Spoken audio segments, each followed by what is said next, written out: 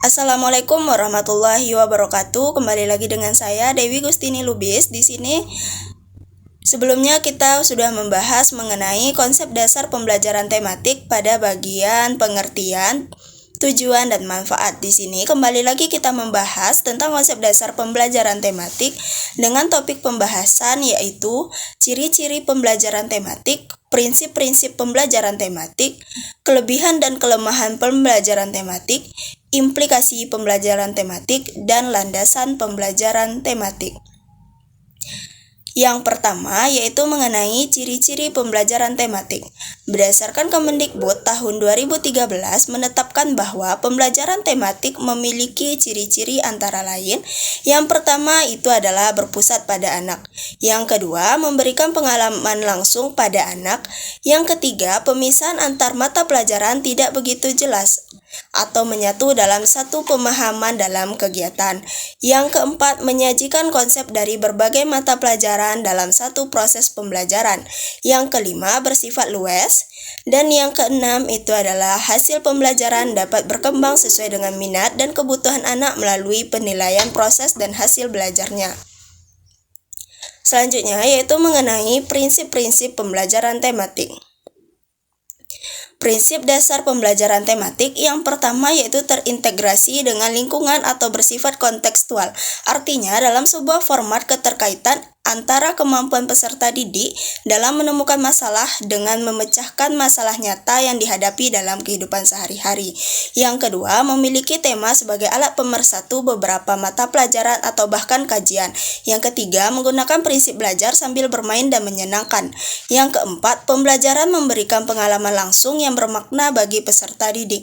Dan yang terakhir yaitu menanamkan konsep dari berbagai mata pelajaran atau bahan kajian dalam suatu proses pembelajaran. Selanjutnya, di sini kita akan membahas kelebihan dan kelemahan pembelajaran tematik. Yang pertama, kita akan membahas kelebihannya. Yang pertama, kelebihannya itu faktor motivasi, karena adanya pemilihan tema yang didasarkan pada minat siswa. Yang kedua, penulisan dari unitnya sangat dikenal oleh guru. Yang ketiga, model ini merupakan perencanaan dari kurikulum yang to the point sehingga mudah ditangkap oleh guru yang kurang berpengalaman. Yang keempat, model ini juga mendorong timbulnya perencanaan bersama, karena semua tim lintas mata pelajaran bekerja sama agar tema tersebut dapat digunakan oleh semua mata pelajaran dan siswa dengan mudah melihat bagaimana kegiatan yang berbeda dan dapat saling berhubungan. Selanjutnya, kelemahan dari pembelajaran tematik adalah yang pertama, pembelajaran tematik menuntut ketersediaannya peran guru yang memiliki pengetahuan dan wawasan yang luas. Yang kedua, pembelajaran tematik mengharapkan siswa untuk memiliki kreativitas dan kemampuan akademik agar keterampilan-keterampilan mereka dapat terbentuk saat pembelajaran dilakukan.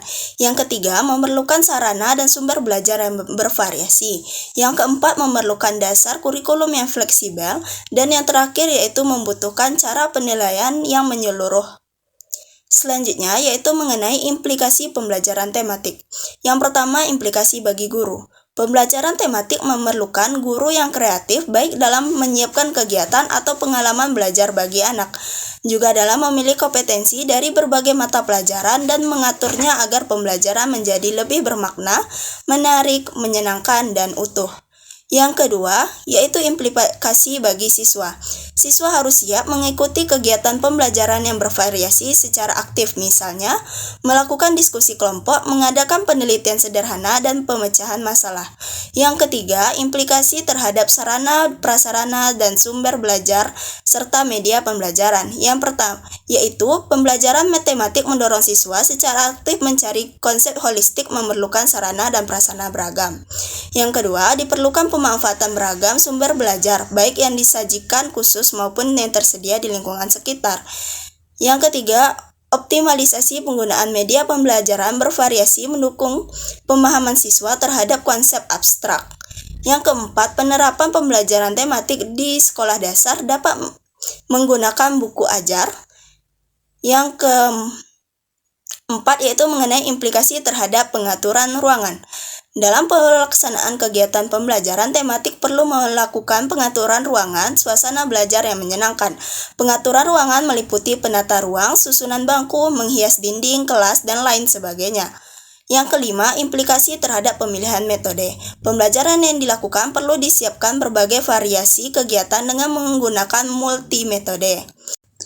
Mungkin sekian, semoga dapat bermanfaat bagi teman-teman. Assalamualaikum warahmatullahi wabarakatuh.